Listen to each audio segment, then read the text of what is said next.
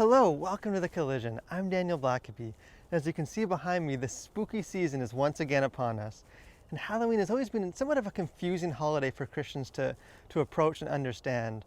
On the one side, you have the kind of the cheerful and the playful side. You have cute kids in pumpkin outfits and bags of candy. Yet on the other hand, you have that dark and kind of sinister aspect of Halloween.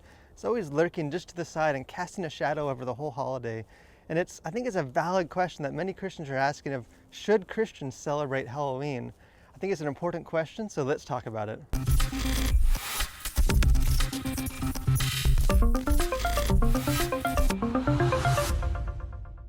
When it comes to a Christian approach to Halloween, it's important to remember that there's no specific Bible verse that, thou shalt not celebrate Halloween or thou shalt celebrate Halloween. There's no verse that specifically speaks on the holiday. So it ends up leaving it up to more of a wisdom issue and looking at kind of what does the whole kind of teaching of Scripture say and applying kind of guidelines that we can approach this issue on. So let's look at a couple of things just to keep in mind as you make your own decision whether you or your family are going to celebrate Halloween or you're not going to celebrate. The first guideline for us to consider is that as Christians, we don't need to live by fear. And the Bible is very clear that spiritual warfare and the demonic powers in the world are a reality, and we shouldn't belittle them. Yet at the same time, as followers of Christ, we don't need to be afraid, for we know the end of the story, and we know that the God we serve has victory over hell and over death, and over all the dark and demonic powers of this world, so we can live with boldness. For a lot of Christians, the uneasiness about Halloween stems from the origins, sort of the dark and the pagan and cultic kind of roots that the celebration has. So the second guideline for us is just to keep in mind that roots aren't everything. And in philosophy, this is called the genetic fallacy, which just says we need to judge something on the basis of how it is before us, not on how it used to be or where it came from.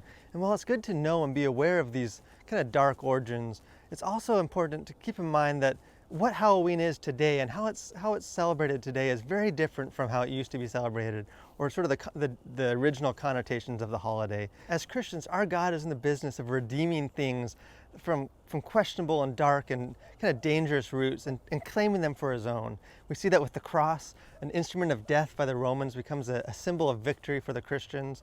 Even December 25th, the celebration of Christmas, where we celebrate Jesus' birth, was taking the pagan holiday of winter solstice and claiming it for our own and for God's glory. And obviously the most clear example of this is just our own lives. It matters where we came from, where God brought us from, but that's not the end of the story. And God has kind of given us new purpose, new life, and that's what really matters before Him. The third guide then for Christians as we approach Halloween, and whether or not to celebrate it, is to be very purposeful in distinguishing the differences between kind of the dark and the demonic side of Halloween, and then the more playful and this enjoyable family tradition of Halloween. And we can do this in several different ways. Some of this is just how we celebrate it, how the costumes we dress up as.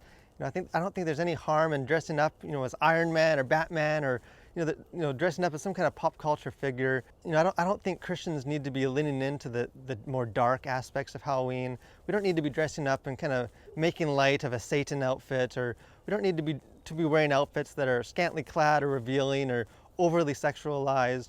I think in the way we choose to celebrate Halloween, and the way we the aspects that we emphasize with our kids and with our families, we can steer clear of the more harmful and kind of concerning aspects of Halloween and still keep the fun family aspect of it. A fourth guideline for us to keep in mind is that as Christians, we are called to be present in the world. The Bible teaches that we're supposed to be in the world, but not of the world. We're not supposed to be the same as the world around us. Yet God does send us into the world to be present in the world around us. And in some ways, Halloween actually offers a pretty unique opportunity as Christians to practice this mindset and to also help teach our kids this idea as well. On the one hand, dressing up our kid in a cute superhero costume and walking with them around the block to gather candy is probably not a gateway to lead them into the occult or to start asking for a Ouija board for Christmas. That's very unlikely. However, I do think on the other hand, we need to be mindful of the mindset that we're instilling in our children by not celebrating, by not partaking in Halloween, kind of by turning off our lights and hiding in the basement as the crazy culture goes on all around us.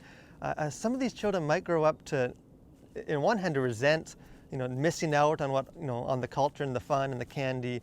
But I think in a more serious way, they might grow up to to kind of develop a mindset and an understanding of Christianity that it has no relevance to the culture around it. It doesn't have anything to say or contribute, that it kind of takes place here in church, but then it hides away when the culture is doing its thing. And I think this is a far more dangerous and likely reality than kind of fearing that trick-or-treating is going to lead our kid to grow up and become a Wiccan or kind of dive deep into the occult. The last thing for us to keep in mind, and I think the most important, is that there is freedom in this matter. There is liberty.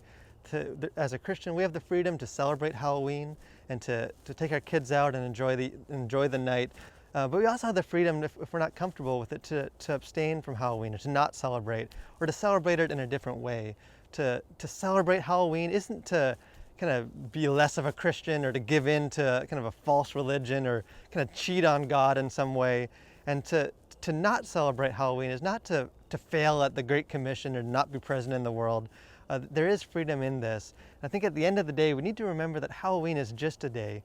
And as soon as the calendar switches to November, Walmart's going to clear out all the Halloween costumes, put out all the Christmas stuff, and far more harmful and serious than anything about celebrating Halloween or not celebrating Halloween is to allow this one day to kind of fester and develop an attitude of self-righteousness or judgment or division among the church that will have much more long-reaching consequences than just one day of trick-or-treating or not trick-or-treating. Because a divided church is far scarier than any Halloween house of horrors. But what about you? I understand this can be a sensitive and kind of touchy subject for Christians, so be respectful, but we'd love to hear from you in the comment section about how you've approached the celebration of Halloween with your family, whether you've chosen to celebrate it or to not celebrate it. Let us know in the comment section, and if you haven't done so already, we'd love for you to subscribe to this channel to keep up with all of our video content. I want to thank you for watching, and I hope that you'll continue to collide with your world for Christ.